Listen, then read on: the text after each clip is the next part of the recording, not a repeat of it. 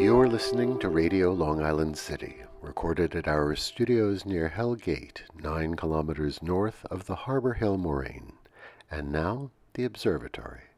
The Observatory, Sunday the 14th of December, 2025. It is 83 days after the fall equinox. It is 7 days before the winter solstice.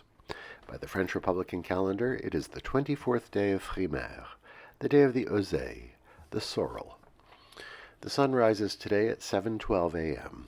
Solar noon takes place today at 11:50 a.m. The sun sets today at 4:29 p.m. Civil twilight ends at 5 p.m. and nautical twilight ends at 5:34 p.m. The length of daytime today is 25 seconds shorter than yesterday. The moon is in its waning crescent phase and is 24% full at midday. The new moon will arrive on Friday, the 19th of December. These are the predicted tides today for Horn's Hook. In the morning, high tide, 7:10 a.m., 1 meter 31. In the afternoon, low tide, 1:43 p.m., 18 centimeters.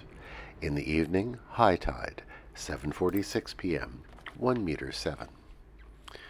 In our shared realm of plants and animals, yesterday we reported that the North American river otter had begun repopulating parts of Long Island. What do they do in the winter? They are not hibernators and remain active through the cold weather. Protected on the coldest days by their snug dens burrowed in the earth near the waterline, they venture out when they can and continue to hunt for food. The one shift in their behavior is that in summer they tend to be nocturnal, but in the cold months they shift their hunting to daylight, perhaps taking advantage of whatever heat the winter sun may offer. Their diet is varied. Fish and crustaceans make up the bulk of their foods, but they also prey on smaller mammals and on birds. So perhaps if you are in the right place one winter day, you may spot them on their hunting rounds. Commemorations. Annals of Exploration. On this day in 1911, Roald Amundsen's Antarctic expedition reached the South Pole.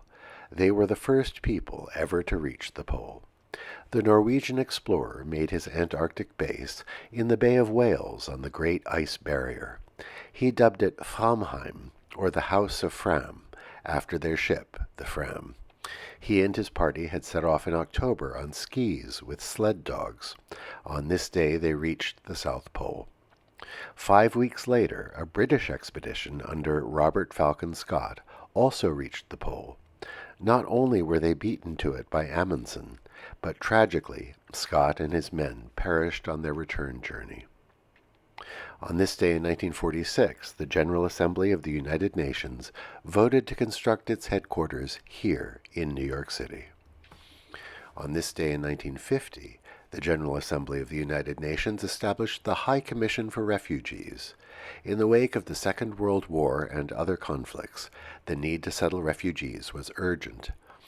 As we experience in our own world a surge of populations forced to be on the move, perhaps we can reflect on the important work the Commission has undertaken all these years since. On this day in 1975, the pirate radio station WCPR began broadcasting. It was run by Perry Cavalieri and John Calabro, and used as its studio Cavalieri's bedroom in his parents' apartment in Brighton Beach. It focused on broadcasting rock music and took calls from listeners. The feds arrived and closed them down on February 7, 1976, but they opened a new pirate station, WFAT, soon after. That one lasted almost 3 years. Here's to 2 intrepid radio pirates from Brooklyn. On this day in the year 2008, an Iraqi journalist threw his shoes at President George W. Bush. President Bush was on his last visit to Baghdad, just 5 weeks before he would leave office. During a joint press conference with the Iraqi Prime Minister, Nouri al-Maliki, the journalist, Muntadar al-Zaidi, took off his shoes and hurled them at Mr. Bush. He yelled, "This is a farewell kiss from the Iraqi people, you dog."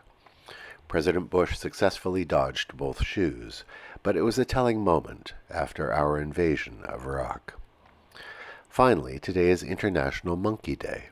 Created by two art students at Michigan State in the year 2000, it began as a day for monkey business, a chance to dress up in monkey costumes and act like monkeys.